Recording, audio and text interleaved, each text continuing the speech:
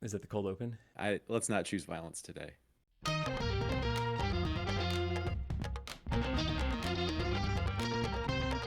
Welcome to another week on the D3 Datacast. I am Zach Snyder, joined by my brother Matt Snyder. How we doing, Matt? It's great to get a full week of D3 basketball under our belts, Zach. Let's talk about the games. I feel like we're still in that mode when I don't know you get on one of those huge cruise ships for the first time, or like you're a kid in a toy store and you just are in awe and you just need to get like the lay of the land. You're like, oh, look at this over here, look at this over here, and you got to like just see everything before you can really decide where you want to jump in and spend more time. That's where I feel like we are with this season, right? We come in with certain expectations. We have a preseason top 25. We think we know who might be good, who are some teams to watch. But this opening, week, 2 week period is just kind of like oh, look over here, look over here. This is not quite what I thought. This is maybe not quite what I thought, to the better. And so Matt, we need to have another show here where we just kind of like survey the landscape, take the big picture view, and so let's get into it. Let's just run through the week here a little bit. Some of the games that we had our eye on, certainly from a top 25 like national perspective. But at this point, we're starting to see more and more results. We're not having to rely on, oh, this one result for this team happened. Maybe we're starting to see some teams that are falling back from preseason expectations. Maybe there's some teams that were maybe afterthoughts or on the back burner, kind of rising to command some more attention. So we'll talk about that. Let's start with some games going back to Monday, Matt. Yeah, Monday, one game I was keeping an eye on, not necessarily a top 25 game, but a game that was in our Region 7 picture here. Ohio Wesleyan 70, LaRoche 63. We talked on last week's show about LaRoche being a pesky team. They had a 2 point loss to currently number 18 Carnegie Mellon. On Monday, they were on the road once again, this time at Ohio Wesleyan. The LaRoche Redhawks kept this thing tight the whole way. They took a lead with about 4 minutes and 40 seconds, just under 5 minutes to play, somewhere in there. But the Battling Bishops kind of prevailed down the stretch to win that game 70-63. I think we've talked about it several times already this season. LaRoche is one of those teams. They're not afraid to go and play a team from the UAA or the NCAC. They're going to go on the road. They're going to hang tough. They don't always get those wins, but they're going to give you a tough game. They did it again against Ohio Wesleyan this week. Like LaRoche in the AMCC race, we'll have to see where Ohio Wesleyan fits in the NCAC race, but this was a fun game to watch on Monday. Matt, Tuesday saw a really nice bounce back performance by number 19 Mount Union. They get a 100-63 win against Alfred State. As you mentioned, it was a bounce back performance. They dropped the opener against Yeshiva. A very good win, credit to the Max. But watching that game, I was not real impressed with what I saw from Mount Union coming out with a 37-point win here against obviously a lesser opponent. But to not take them lightly and to put the pedal to the metal is good to see from the Purple Raiders. Yeah, they really wanted to get in and take care of business. They did that against Alfred State with that 100-63 win. I think the result we expect to see out of Mount Union, but after that loss to Yeshiva, and we think Yeshiva has a good chance to be a pretty good team this year. So that's probably not a loss at the end of the year that will look terrible, but one that Mount Union wanted to get. But the bounce back and get the statement, just get the big score out of the way and take care of business against Alfred State on Tuesday. But Zach, there was an earlier game on Tuesday that was kind of a surprising schedule game. Whitworth 84, East Texas Baptist 69. But what was going on over there at Whitworth that had this afternoon kind of game? Yeah, I just kind of randomly stumbled upon this one. Had no idea. I'm like, why is there an 11 a.m. local time game going on in Spokane, Washington? And as you mentioned, Whitworth beat East Texas Baptist. It was Whitworth's opener. But they had the Spokane Public Schools game there at Whitworth. The gym was full of kids. I pull up the stream, and you can just hear like that. It has like a little different buzz in the crowd there with a bunch of kids. It sounds like it was an awesome atmosphere. Really cool thing that they're doing at Whitworth there to get a bunch of kids in the gym, get them introduced to Division III basketball, to Whitworth basketball. And it was a good game too. Really, one of those good Region 10 non-conference matchups that we see here. East Texas Baptist, the ASC, goes up to the Pacific Northwest to take on Northwest Conference Whitworth. And a close game. I think it was a 2 point game at halftime. Whitworth ran it out to like about a 12-point lead. East Texas Baptist closed it all the way out, came all the way back, took a small lead, And then Whitworth from there closed out really strong, for the final 15-point margin there. So a fun one with a great atmosphere. And, Whitworth, another team to always keep your eye on. And I think we'll be talking about them a little bit later here in the show. Zach, I take my daughters, my high school and middle school age daughters, to the high school football games in our area. During the homecoming game, which is packed, my wife and I had to sit in front of a group of about maybe fourth or fifth grade boys. And that is not an experience I want to repeat too often. So I'm sure Kids Day was fun, but for old people like me, maybe that's a different experience than I'm used to. But it was great to see like 1,000 people in the gym for that game. So I think that was indeed a cool atmosphere. One more cool game I just noted on Tuesday was Augustana beating Co 82-70. This was Augustana's season opener, I believe. And Co was a team that was in the second round of the NCAA tournament last year. I think the Co-Hawks lost some players from that team, so they're not the same team that finished 13-3 in the ARC last year. They were league champs tied with Nebraska Wesleyan. They're probably not that same team, but still, this is a good quality win for Augustana. They've been kind of wandering in the wilderness in the CCIW after they had been, toward the top of that league for so long. Good result for Augustana here. I think they're a team to kind of keep an eye on going forward. I think that they're going to be making moves up the CCIW table this year. So Augustana 82, Co 70 was one that I kept a note of on Tuesday. And it's going to be interesting to watch the American Rivers as a conference as a whole. Matt, of course, they were a big storyline during last season with the strength of that conference. And part of that was due to the performance of the conference in non-conference play. They racked up, as a conference as a whole, racked up a lot of wins in non-conference play. So here's one loss they've taken. Dubuque was in that mix last year. They've already taken a couple losses. Nebraska Wesleyan has taken a couple losses. A team that was a preseason top 25 team. We talked about them last week. And so just it seems like there's a little bit of a different dynamic going on in the American Rivers Conference so far. Something to keep an eye on as the weeks continue here.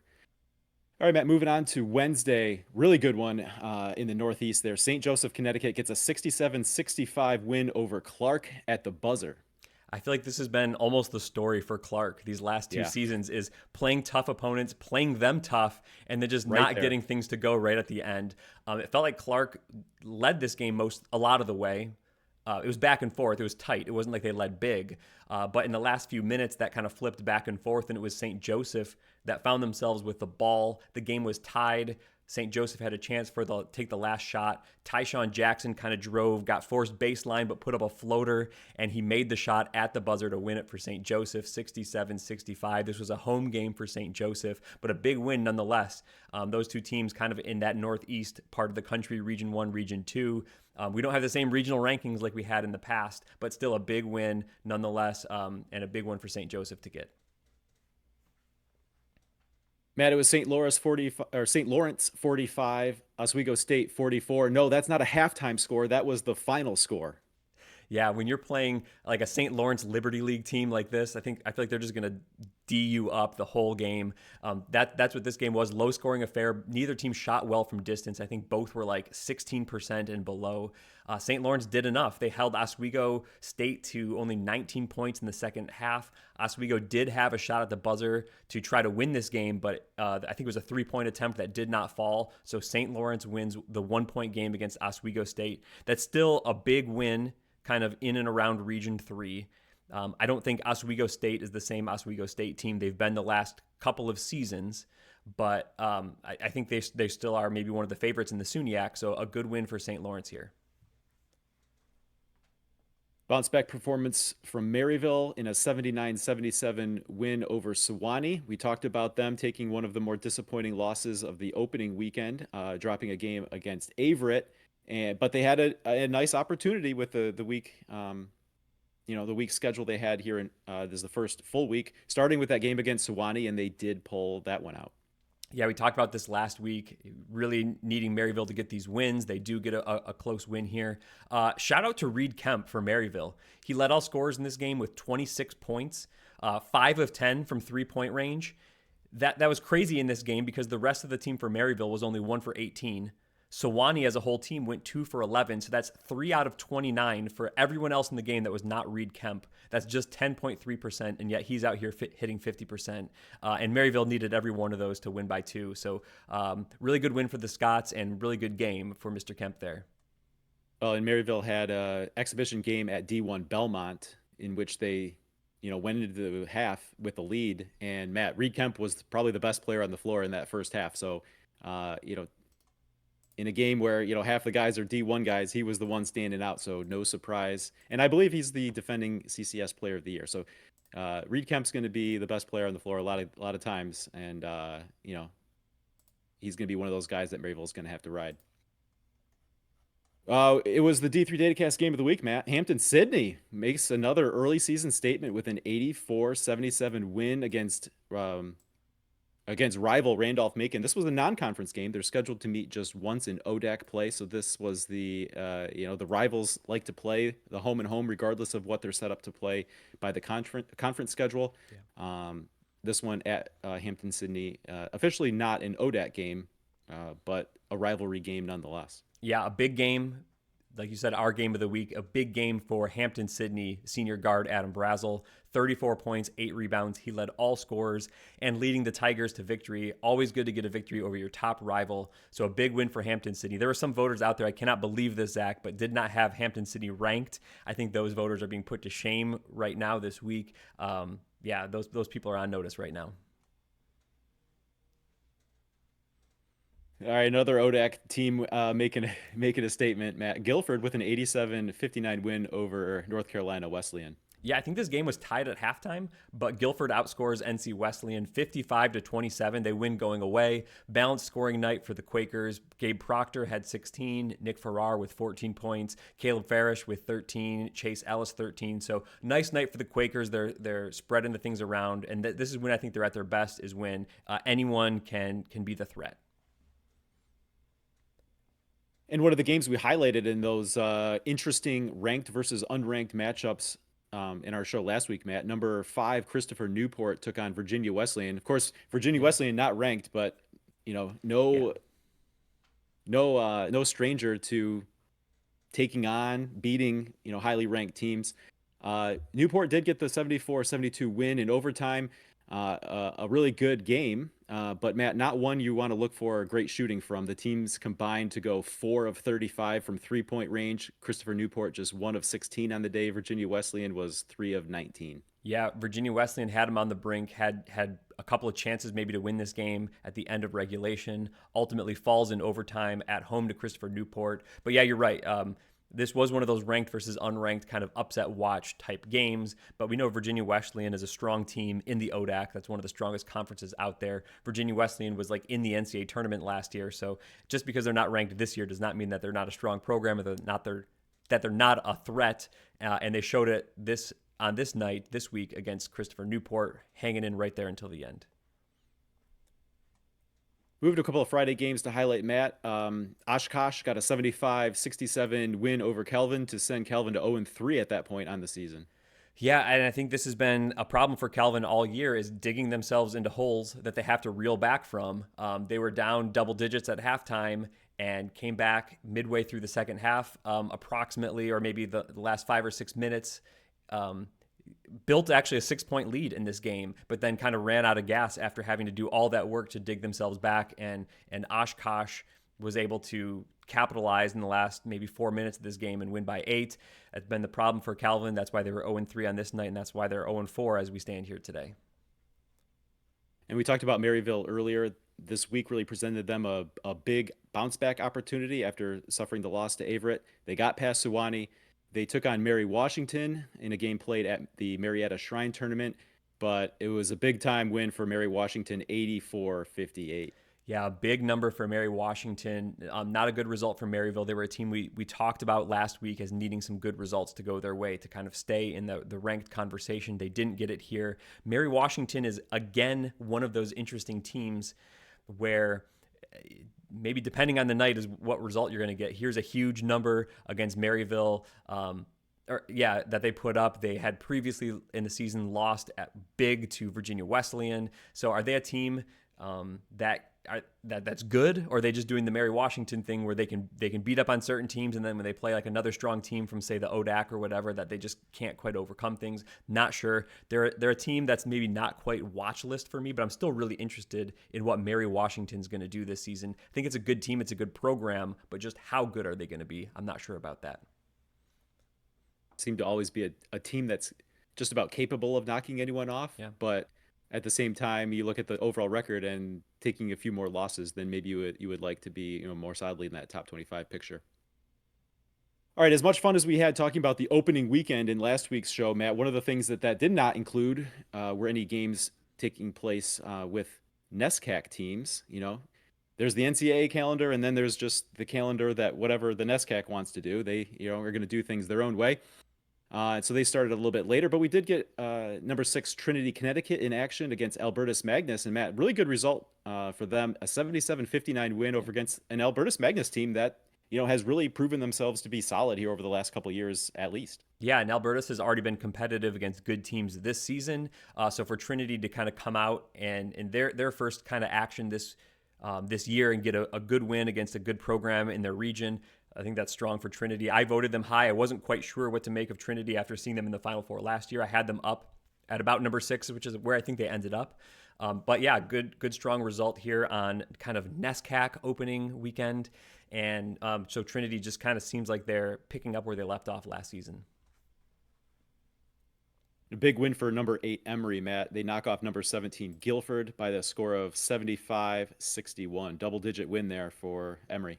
Yeah, I keep talking about regions, and here I will talk about, like, this is a big Region 6 matchup. In the old system, this maybe would have been one of those huge games that we're talking about regionally ranked wins. It's still probably could be a quality win bonus type of game, but it's not going to carry the same weight as a regionally ranked win. But from a top 25 perspective, Emory getting a 14-point win over Guilford, that still is significant. I think that shows Emory is maybe that top 10 team that we thought they might be. And for Guilford, they're kind of hanging in. Like, are they maybe a bottom half of the poll team? What exactly is Guilford going to be this year? No shame in losing to Emory. I think Emory's going to be fantastic this year, but it's probably just more of a stronger result for Emory than it is anything negative we should take off of Guilford, actually. Mm-hmm. And a good sign, because you felt like Emory was a good team last year, but no matter what, they always seem to be in these like one possession games. Sometimes they'd win them, sometimes they'd lose them. To come out here and beat Guilford by double digits, I think portends good things down the road. Matt, you talked about all the effort that Kelvin had to expend trying to come back against Oshkosh. And then, the problem is you got to turn around and play the next day. It started off okay. Kelvin got out to a 13-point lead in the first half, gave it all the way back. Heidelberg ended up, running out to like a 13, 15-point lead at one point. Heidelberg gets the 85-78 win over still ranked number 9 Kelvin, but that I think is due to change in a big way once a new poll eventually comes out. Yeah, 0-4, not the start that Calvin wanted in this game. And you're right, this was almost the opposite of the Oshkosh game. Calvin kind of jumped out, looked strong early in the first half. Heidelberg was able to kind of reel them in going into halftime. I think that was still a close margin going into halftime. Or actually had Heidelberg maybe taken the lead at that point already. I think they had. And either way, the second half was just more Heidelberg. It seems like Calvin has just struggled to put together a full 40 minutes. They've had halves, they've had sections of games against all 4 of these teams where they look strong, but they don't. I don't know exactly what it is that is missing, but they've been unable to do 40 minutes in a row of top tier solid basketball. They've played probably 4 good teams. We have to see exactly how good those teams are, but still, you hope for some W's in there. And so far, 0-4, not the way Calvin wanted to start the season. Another American Rivers game to highlight here, Matt. Number 14 Nebraska Wesleyan took a 66-57 defeat to Illinois College. We talked about how the American Rivers picture might be a little bit different than what we experienced last year. Here's another case, a second loss on the season now for the Prairie Wolves. Yeah, I think a lot of the voters weren't sure how to approach the ARC coming into this year, me included. I think it seemed like there was maybe some consensus that Nebraska Wesleyan was going to be maybe one of the top teams in there. They had that number 14 ranking. I think I ranked them number 20, so in my top 25, but they've already taken a couple losses this season. Here's one against Illinois College. Illinois College is a strong program that has been in and around kind of the back end of the top 25 for several seasons now in NCAA tournaments, and one of the favorites in the Midwest Conference. So yeah, a good, strong result for Illinois College. At this point, I'm treating games like this as strong results for Illinois College, and no reason to think this is necessarily a terrible result for Nebraska Wesleyan. But for Nebraska Wesleyan, another opportunity to get kind of a quality, solid win and get some momentum rolling for their season, but they were unable to do it on this night against Illinois College. Matt, we want to highlight number 15, Wisconsin Lutheran here. Saturday, they played a game, got a 15-point win, 81-66 over Wheaton. And, Wheaton's had their struggles over the last couple of years, so maybe not, to highlight this game in particular, but this capped off a 3-0 start against CCIW opponents for Wisconsin Lutheran, and all by double digits here, starting with Elmhurst, and then in between the Elmhurst game and this Wheaton game, they also really kind of blew out North Park. So definitely the start Wisconsin Lutheran wanted to see after earning that, big number 15 ranking heading into the season. Yeah, I think North Park and Wheaton, we're not sure what types of team that they're going to be in the CCIW this year. I think Elmhurst, though, I think they're going to be pretty good. And Wisconsin Lutheran, no shame in scheduling 3 CCIW programs to start the season out of the NACC. So you go there, you go 3-0, you win all those games by double digits. That's exactly what we expected a team in the top 15 to do. They took care of business. Wisconsin Lutheran, I think, looks like the team we expected them to be. They look great. And I they're definitely a team that's like maintaining their position or rising as we think about like top 25s going into the new poll, which will be a week from now. And then another, I think we can say, top 25 upset, Matt, number 18, Carnegie Mellon suffers a 79-78 loss in a game at Denison. Yeah, tough one for Carnegie Mellon to lose. I think they were one that nearly got bit by LaRoche kind of on opening weekend. Here they do get bit by Denison. Early in the season, it's tough to know, is it a team kind of playing above expectation or a team playing below expectation, or what does that mean? How good is everyone really? For Carnegie Mellon now, this is 2 close games against teams that you would expect them to be better than in LaRoche and Denison. One was a loss, one was a close win. So for me, for Carnegie Mellon, that's like maybe a sign that they're not quite the ranked team that I thought they might be. So this, a loss in general, but this particular result combined with maybe a close game against LaRoche probably will have people taking a step back from Carnegie Mellon and reassessing things. And then 2 top 25 results to talk about from Sunday. Trinity gets a 77-62 win over Husson, and number 13 Tufts gets an 80-57 win over Emerson. 2 I think we would call taking care of business wins, Yeah. but again, we haven't had as much opportunity to talk about the NESCACs yet. But this caps off a pair of 2-0 starts for the top 2 ranked NESCAC teams, and Williams also won their opener on Saturday. So good start for the ranked NESCAC. Yeah, NESCAC looking good, I think, so far in the early season. Tufts and Trinity in particular in these games, just, taking care of business, games that you're supposed to win, that you do win, games that you're supposed to win by margins that you're winning them by, right? So you Trinity beats Husson, a good program, a team that's been in NCAA tournaments, but they're not a NESCAC level team, so you beat them by 15. Tufts absolutely takes care of Emerson by 23. Emerson's a NUMAC program that's been strong in some seasons. So 2 really good wins, taking care of business, not wins that are going to vault you to number 1 or anything like that. But for Trinity and Tufts here, you like to see them starting the season and doing exactly what you expect them to be doing. Solid games for both of them. All right, so that's a rundown of the week that was in terms of top 25 action that was, particularly meaningful, games that caught our eye. Matt, I think at this point, the preseason poll is basically blown up. There's going to be another week, unfortunately, where, the preseason poll stands as the current rankings. We're still a week away from that first update when you need to submit a new ballot. But I think there's already teams that you say, okay, since there's no new poll, it says that this is a ranked team, but, they've shown that they're not quite at that level, or there's some teams that, hey, they're playing really well and deserve some consideration. So based on what we know now, even though we don't have a new top 25 coming this week, Matt, you don't actually have to put together a ballot to submit for that new poll. In the name of hashtag content, we're gonna go through and make you do a top 25 ballot.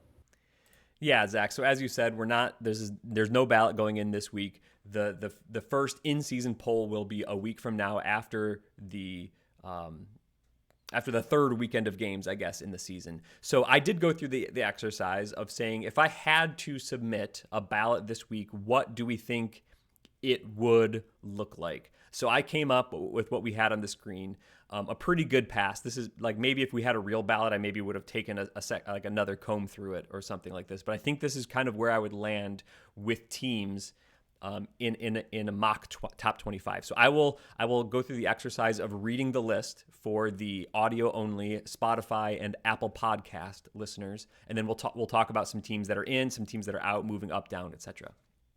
So at number 1, I would put Trine right now, the defending national champs. At number 2, I would put Illinois Wesleyan. At number 3, John Carroll. At number 4, Christopher Newport.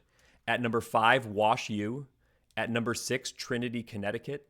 Number 7, Emory. Number 8, Hampton, Sydney. Number 9, NYU. Number 10, St. John's. Number 11, Tufts. Number 12, Wisconsin Lutheran. Number 13, Keene State. Number 14, Trinity, Texas. Number 15, UW Platteville. 16, WPI. 17, TCNJ. 18, Worcester. 19, Whitworth. 20, Marietta. 21, Hood. 22, Gettysburg, number 23, Guilford, number 24, Virginia Wesleyan, and number 25, Cal Lutheran. So that would be my poll, or my ballot into this week's poll if there was one. And now let's take a look at maybe kind of how these teams maybe moved from my last ballot, not from the actual top 25, but from my last ballot. So big movers up.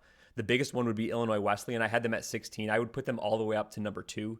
They're 3-0 right now. They came away from their own tournament on opening weekend with wins over UW Platteville, with Cal Lutheran, 2 teams I also have in my ballot here. Another riser would be Wisconsin Lutheran, who came in from like 18 up to number 12 for me. But then like a bunch of new teams into the top 25. So Hampton, Sydney, moving from unranked. I was one of those voters that thought maybe they were going to be on the outside of my top 25. I would pull them all the way up into the top 10, into number 8 right now. I would bring in WPI, number 16. I would bring in Worcester at 18. Whitworth new, Marietta new, Hood new, Gettysburg new, Virginia Wesleyan new. Biggest faller, UW Platteville, falling down 14 spaces for me. They were my preseason number 1. I think I would put them in around number 15 right now. And then Guilford would stay in but fall down number to 6 spots to number 23. All right, so Matt, I want to talk about some of those new teams. And we talked last week a lot about not wanting to underreact, not wanting to overreact. And I'm wondering to what extent these new teams were in consideration for your preseason ballot, right? So, there already were some preseason expectations. You maybe weren't ready to put them in then, but what's the balance between, what your preseason expectations were at that time, whether or not you were ready to put them in, versus how much of it is based on just what you've seen over the last, 10 days, the first 10 days or so of the season? Yeah, it is a little hard because I don't want to just pick, these teams won, so they're in, and these teams lost, so they're out necessarily, but positive results definitely help you. Like, that's obvious, right? I would say it's almost half and half. I think teams like Hampton, Sydney, even though they weren't in my top 25, they were a watch list team for sure. I wasn't going to like not consider Hampton, Sydney. I think WPI was like a watch list team for me. Whitworth was a watch list team for me. Hood was a watch list team for me. Gettysburg was a watch list team for me. So most of these teams were still teams I was thinking about, I was gathering information about, I was looking at, and it wasn't just, I'm trying to find a collection of results that now surprise me. I think maybe a team that fits into that mold is a team like Marietta. They weren't really on my radar for top 25 inclusion in the preseason. They've started 3-0. First win was against Mount Aloysius, so that's kind of like, okay, that's expected for Marietta. Then they beat UW-Eau Claire, so that's okay, that's a WIAC win. And then they beat Mary Washington by a handful of points. And Mary Washington was a team that I had kind of been not putting in my top 25, but like thinking as a watch list team myself. So all of a sudden, Marietta's got a 3-0 start. They've got a couple of wins in there that are interesting to me, and so they would maybe make it kind of not just onto my watch list, but all the way into a top 25 here as well. And Virginia Wesleyan moves in, Matt. Of course, we talked about the game that they had. It was a loss, but a competitive game there against Christopher Newport, in which neither team shot particularly well from the outside, goes to overtime. And I think it's interesting when you create a preseason poll. To some extent, it's a little formulaic, right? You figure there's only room for maybe so many teams from each conference. You have to pick and choose who those teams might be, and then as things play out, it's like, okay, yeah, the ODAC deserves, 5 teams or however it plays out. So like you didn't have Hampton-Sydney in, you didn't have Virginia Wesleyan in, and now they're there here in this. We'll call it ballot, 1.1. Yeah, and about Virginia Wesleyan specifically, they're 2-1 right now. Wins over Ripon and Mary Washington, and I think both by big numbers. They do have that loss, but it's Christopher Newport in overtime. And if I think Christopher Newport is a top 5 team, then I think Virginia Wesleyan is kind of playing in that range. So I think that they're an inclusion here in the top 25. Obviously, we still want to learn a lot about every team, but I think even though it's they did gain a loss from the preseason, 2-1. They're still a team I feel like is being competitive with these other teams in the top 25. So based on what we've seen so far, I'm wondering if there's a line somewhere in this top 25 mock ballot that you feel good about. Not that no matter what, by the time, a week passes and it's time to fill out another ballot for sure that, they'll be in kind of no matter what. But is there kind of a line where you expect you expect that these are like going to be the safe teams going into your next ballot for real? Yeah, definitely not no matter what, but I would say somewhere Right. around like 16. Like you see all those lists of news coming in here, kind of around WPI. Then I kept TCNJ in the poll, but then Worcester, Whitworth. I think this is clearly a spot in my ballot where I'm looking for some teams, looking for different options. And I think if we go back to talking about my preseason ballot, that's kind of the point where I talked about not really feeling great about the teams that were included in there. So I would say maybe like I feel pretty good about my top 15 somewhere. Really interested in seeing what Platteville does this week and maybe start to feel a little bit better about them. But yeah, that back 10 maybe could still have a ton of movement. There's a chance that like none of those teams stay in based on what they do this week. I guess the only thing I would say is Hood is off this week, so they're in the clubhouse for the next vote. They're at 4-0. They do have a win over Randolph-Macon in there. Like maybe Hood is like kind of fixed at this point, but who knows? Fair enough. Yeah, just talking about, we haven't, I talked about some teams that moved down in my poll that stayed in, but we didn't talk about the teams that just got yanked completely out. And some teams were fairly high for me that are now just getting completely removed. My number 7 in the preseason was Randolph-Macon. They're 1-2. I just mentioned that they lost to Hood. They also lost to Hampton-Sydney. I don't think either of those losses is terrible. They might both look fine by the end of the year.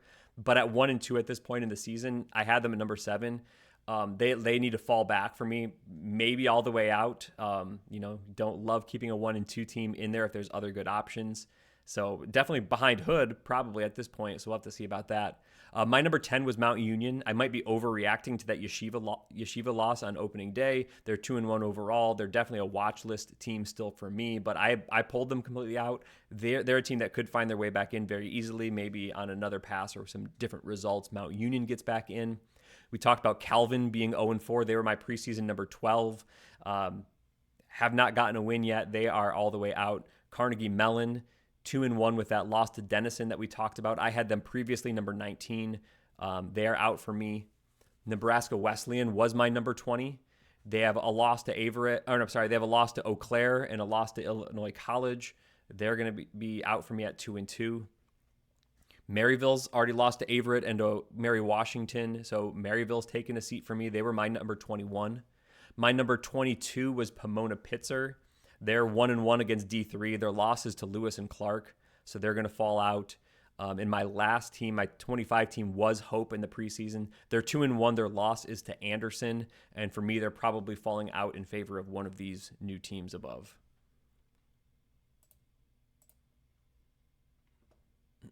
So next week you will go through the exercise for real. We'll talk about what that actual ballot is, Matt, and then maybe kind of what we expect that top 25 picture to look like when we do get a new poll. Yeah, some teams, like, again, this is not the final thing, the final edition of this. So like I'm keeping an eye on St. Thomas, Texas. I think they've started out strong with 3 wins so far this year. Williams, Nescac gets a later start, but they're 1-0. Stockton had a good come from behind win against Catholic. I'm keeping my eye on them. Also, Montclair State from the NJAC, I think, is a team to keep an eye on. Oshkosh and Stevens Point from the WIAC, I'll watch. Illinois College, we talked about a nice win for them. They're 4-0. I'll keep an eye on them. Carthage and Augustana, I think both had results that we talked about above. I really want to see what they do this week. Carthage has UW-Platteville this week. That's going to be a big game. That could get Carthage into the poll. That could get Platteville out of the poll for me. Who knows? And Augustana, we talked about wins versus Co and Dubuque, 2 strong ARC teams. So I feel like I have a solid 35 or 40 teams I'm keeping an eye on. So who knows what I'm going to submit next week for my top 25. Maybe it'll be something like you see on the screen. Maybe it'll be completely different by next week. Who knows? All right, Matt, let's go on to the picks. A lot of games here we've already talked about, but run us through last week's results. Yeah, last week we both picked Clark. They were 11-point underdogs at St. Joseph based on our computer efficiency ratings line for the game. They lost that game by 2, so we both get the point. St. Thomas, Texas was a half-point favorite at Hardin-Simmons. I picked St. Thomas. You picked Hardin-Simmons. They won that game by 7 points, so I'll get the point on that. Mary Washington was 2.5-point favorites against Maryville in a neutral site game. They won that game by, I don't want to do public math here, 26 points, I think, so I get the point. Keene State was 5.5-point favorites against Western New England. They won by 5, Zach. We both picked Keene State, so neither of us get the point. That darn half point there that did us in. I know, and I was watching the score as the game was being played, and I was feeling good about it. Half a point. Should have gone with Western New England. And then our game of the week, we talked about it, Randolph-Macon, Hampton-Sydney. Hampton-Sydney was 3.5-point favorites. We both gave the points and went with the Tigers, and we both were rewarded. They won by 7, Zach. So here is the results. You went 2-3. You are 4-6 overall. I had a big week at 4-1. I needed that to crawl back to 500. I'm 5-5, so I lead you by a game after 2 weeks. Going on to this week's games. Week 3 picks. Our first game is Carthage, 5-point underdogs at UW-Platteville. Our second game is Whitworth, 1.5-point underdogs at Cal Lutheran. Our third game is Stevens, 2-point underdogs at Middlebury. Our fourth game is Co, who is 2.5-point underdogs at UW-Whitewater. And then our D3 Datacast game of the week, in a game that will be played just a little bit that direction, is Emory, 1.5-point underdogs versus John Carroll on a neutral court at the Great Lakes Invitational played at Calvin. Let's go through the picks, Zach. Who do you have up at the top?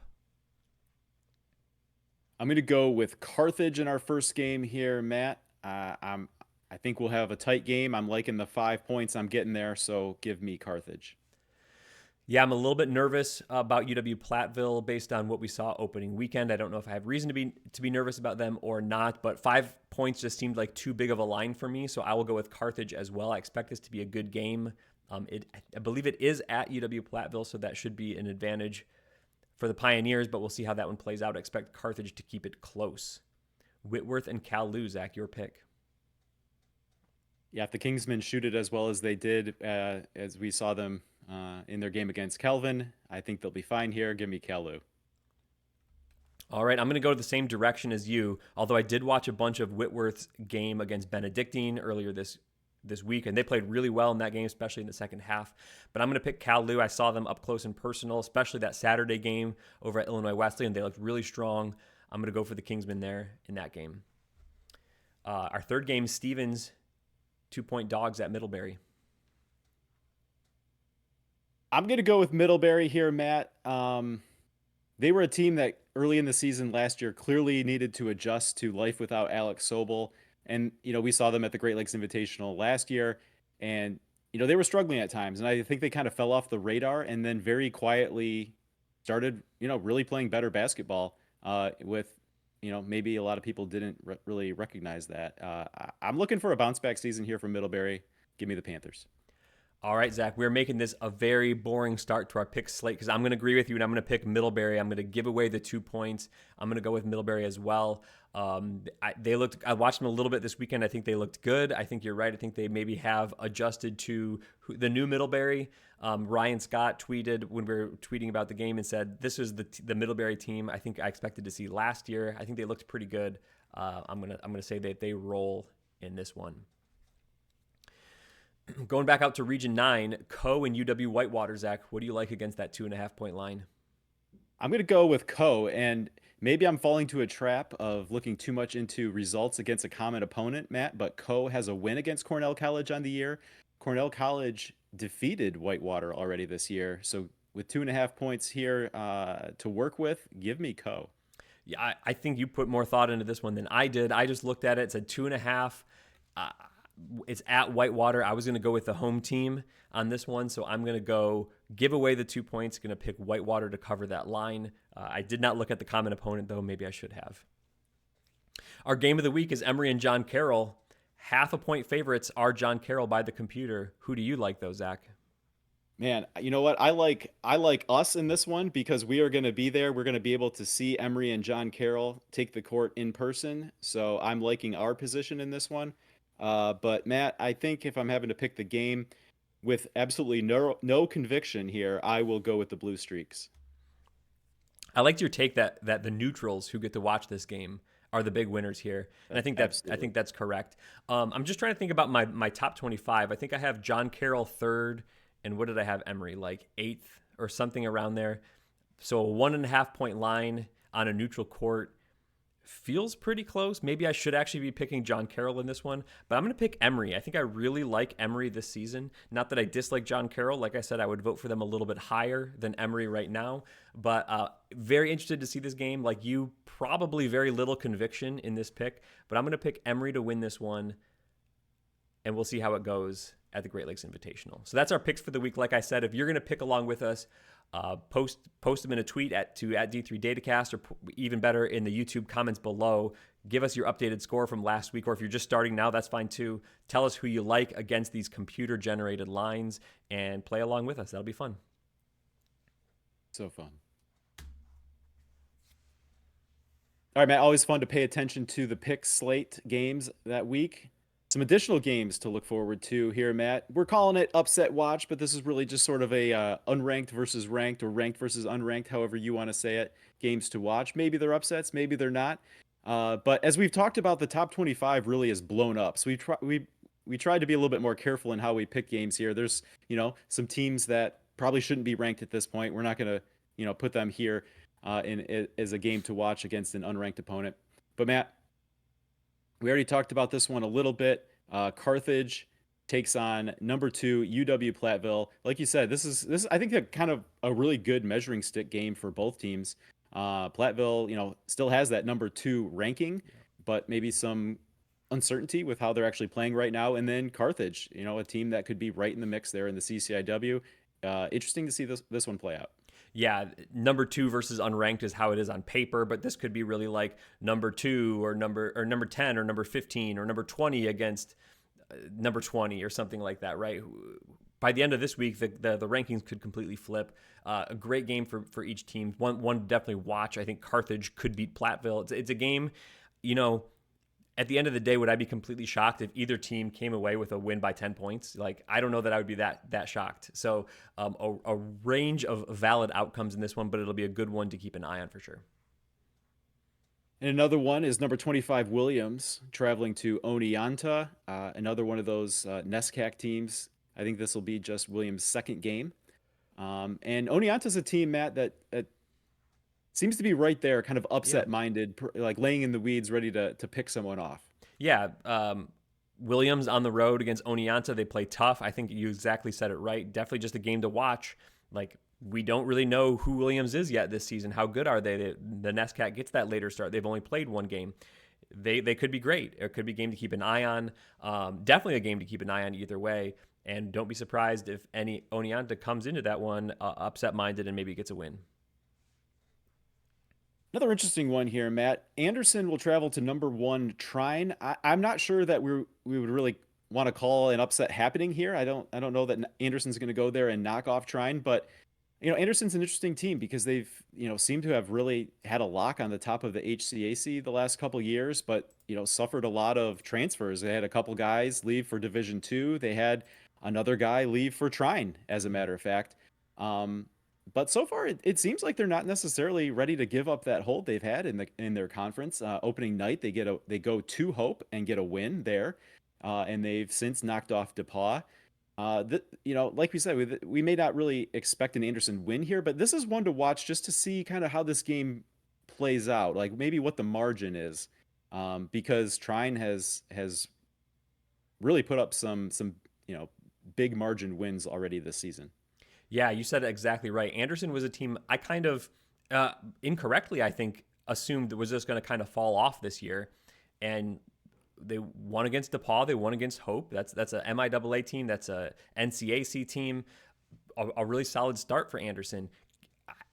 I agree. I don't think that they're going to compete with number one Trine, but really interesting is what is the Anderson we're going to get? Are they a team that is more resilient than we thought? They lost some guys. Did they have maybe more in the pipeline than we thought? Are they still going to be a player in the HCAC? Are they still going to be a player for kind of those fringe top 25 votes or NCAA tournament play? This is a game, depending on how close they keep it or get a win, will really tell us a lot about Anderson.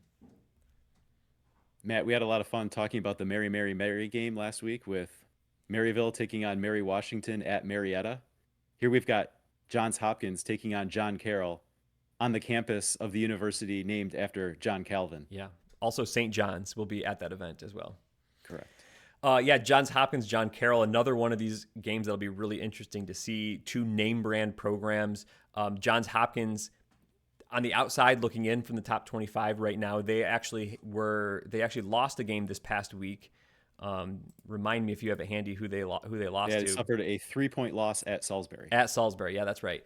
John Carroll currently undefeated. A game we expect John Carroll to win, but definitely a game that could have national implications. Is a game that you might see in like a Sweet 16 or something like that in many years. Is Johns Hopkins in a really tough Centennial Conference capable of competing with these teams kind of on the top level of the national stage this season? This will be a fun one to watch, and let us know if they are. A lot of fun games to watch, as always, Matt. Just a sampling there. All right, let's move on to the mailbag. We have kind of an interesting mailbag to take on here, Matt. We're going to start with this one from Bob Quillman. Question: does CCIW men's basketball have at least one for sure relevant team yet, or is that low bar still up in the air?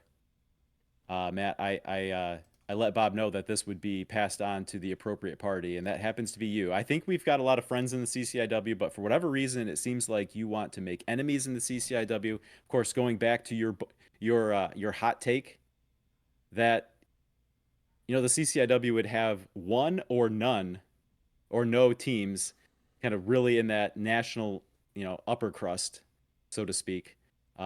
You said one or none. I think that the one is already spoken for. So your margin for error is gone. So my question to you before you answer more directly to Bob here is, do we need to start working on another episode titled 10 Things We Were Wrong About? We do need to work on that episode because I think we'll do that again this year because we have lots of opportunities every year to be wrong about things. They have that one team. And I think that was my point in the hot take is that they have that one team. I didn't think that there was going to be anyone else that was seriously challenging the CCIW for the title and or challenging to be like a second weekend tournament team. I still don't know that there is another team, and I think they still have the one team that I thought. That team is Illinois Wesleyan. We saw it in my mock top 25. I had them all the way up at number 2. I think Illinois Wesleyan's good. I think they've had some of the best results in the country in the early season, what we know about teams so far. I think they're good. I think, is Carthage, is Elmhurst, is Augustana, whoever else in that next tier, are they going to be a challenge to Illinois Wesleyan? I don't know. Are they going to be a team that's really like a surefire top 25 team? I don't know. Are they a team that is like going to be in the Sweet 16? I don't know. Very, very well, one or two of those teams could. But I think right now, yes, they have the lock on that one. And they don't have a second one at this point in my mind. And it's punching up. I think the CCIW thinks a lot about themselves all the time. And I had to take the opportunity, especially last season, when the CCIW was definitely worse than the MIAA, to really just take advantage of that, because we don't get those seasons all the time. All right. I'm not sure that answer helped at all. Okay. All right. Another one here, Matt, from Team MSL. I guess just wants to let us know that the UAA is looking strong. So there you have it. Conference that is usually strong is looking strong. I mean, I think they're strong. I got Wash U. I would be putting right now as like my number 5 team. Emory would be like my number 7 team. NYU would be like my number 9 team. I think maybe Carnegie Mellon fell out of the voting for me, but yeah, the UAA is good. The top is good. The bottom is still good for a bottom. Like they're still like in the top 100, basically. Everyone, I haven't looked at all the ratings, see how everyone's doing this year, but UAA is indeed looking strong. I think they're going to be the best 1 or 2 or 3 conferences in the country this season, as they almost always were. So Team MSL, I agree with you. UAA is looking strong. Fact checked. Fact. And in terms of top 25 voting, Matt, you are higher than most on NYU. And as we talked about how you might adjust if there was a ballot due this week, you would have left them right where you had them, so that you're not feeling like you made a mistake. I'm feeling okay. Yeah. All right. There were other teams I was more mistaken on than NYU, it seems, this so far. One more here from Telesco Truther, Matt. We're okay with D3 basketball and NFL crossover content here. I don't think this is actually Tom Telesco, but that's okay. Again, someone who just, I guess, needed to make a statement in the mailbag. Respect Hood, and I'll just preemptively say, Matt, I think you are. If you had to submit a ballot this week, you would have respected Hood. They would have been what, number 21 for you. They would have been in my top 25. I think Hood is good. We have to see, can they sustain it through a full season? But I think so far the early season results, no reason to look away from what Hood's done. I think they've been good. The signature win so far on the resume is Randolph-Macon. We have to see exactly how good the Yellow Jackets are this year. But for right now, yeah, I would respect Hood. I would put them in my top 25. We talked about them earlier in the show, so I agree. Respect Hood. And that wraps up the mailbag for this week. Future mailbags will be considered depending on the quality of the submissions. You can find us on social media at D3 Datacast, and most places. Leave a comment on this video if you have something. I like those submissions. I think those are good. Hey, it's to the point. If you have a question for us or otherwise a declarative statement, let us know. It doesn't have to be a question. You can say something and we can either choose to agree or disagree. We agreed with both of the things that were stated. Absolutely. I think that was fair. Very fair. Thanks to our Patreon supporters. Yeah. If you'd like to join the team, patreon.com/D3Datacast. We have 2 tiers. We have a great job team tier and a good job team tier. Join these fine folks who have participated with us in keeping D3Datacast.com ad-free. Help us to make these episodes every week during the season. We really appreciate the help and support. Thank you all. Zach, we had another fun week. We're looking forward to a great, my most anticipated weekend of the season is coming up. Great Lakes Invitational here in Michigan, in Grand Rapids. We're going to be at the games. Watch the live stream if you can get to Grand Rapids, Michigan. Come and watch the teams. We'd love to see you at Van Nord Arena. I think that's all we have to say for this week, though, Zach. Good job, team. Good job, team.